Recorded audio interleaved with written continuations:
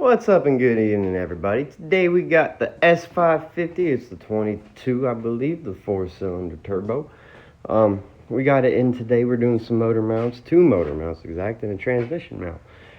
So, passenger motor mount's really simple. Driver's side's going to be a little bit more difficult. I'll flip you around and show you what I'm working with here in 1 second.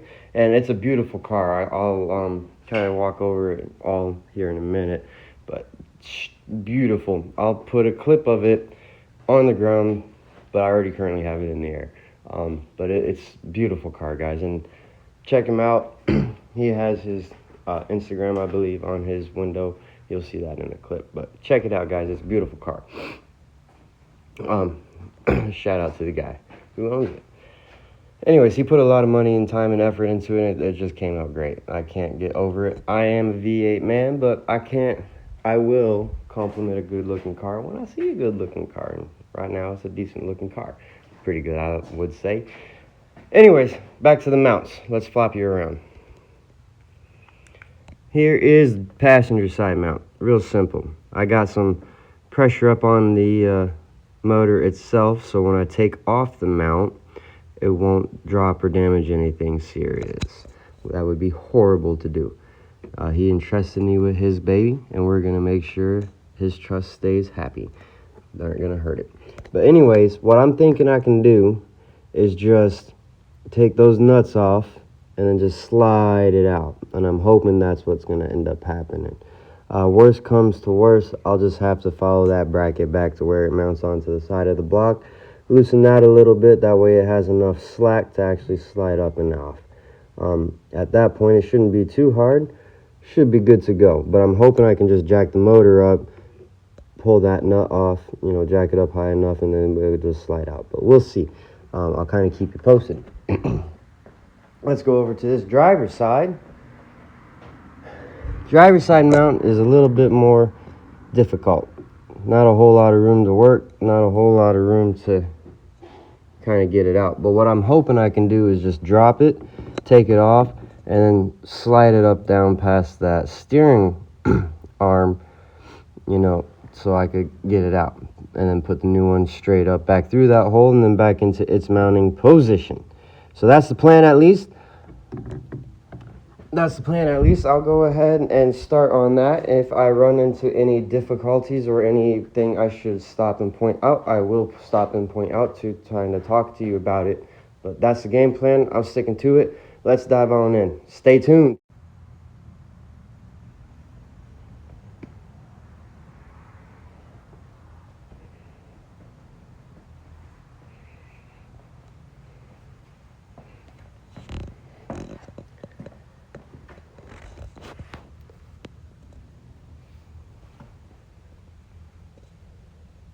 Alright, guys.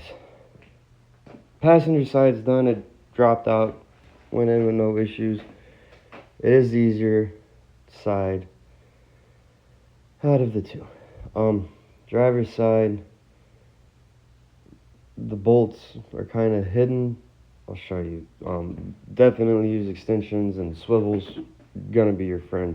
If you have a mid-size socket, definitely want to use that. If not, go for short with the extensions and the swivel. I'll show you why here in a second. Pro tip. See it? Kind of hidden right there. That's where one is.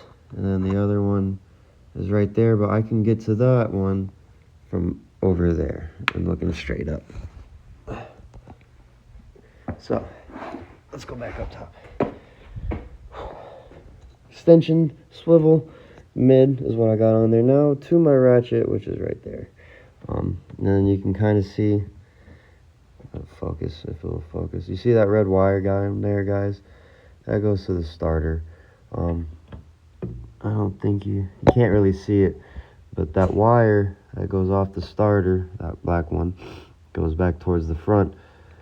You have a ground nut that sits on that wire, so you have to pull that wire, that ground nut off to get to that bolt behind it, and then you can pull it off. You have to pull that off.